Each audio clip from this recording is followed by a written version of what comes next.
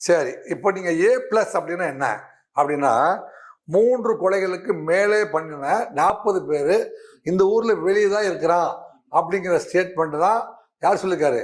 சந்தீப் ராய் ராத்தூர் சொல்லியிருக்காரு.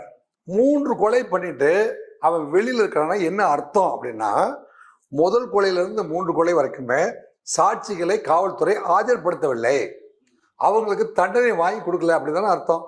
இல்ல வேற உங்களுக்கு தெரிஞ்சு அதுதான் அர்த்தமா? இல்ல வேதாவது இல்ல அர்த்தம் தெரிஞ்சா சொல்லுங்களேன். இல்லன்னா அடுத்த கட்டமா ஒரு கேள்வி கேட்டீங்களே, சட்டம் ஒழுங்கு இருக்குதா இல்லையா அப்படின்னு என்ன நோக்கி கேட்குறீங்களே. இந்த புள்ளி விவரங்களுக்கு எனக்கு நீங்க தான் கொடுத்தீங்க நேற்று.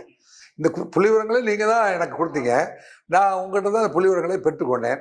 அப்ப 40 ஏ பிளஸ் ரவுடி வெளியில் இருக்கிறான், 713 பேரை நீங்க குண்டஸ்தலத்தில் போட்டிருக்கீங்க.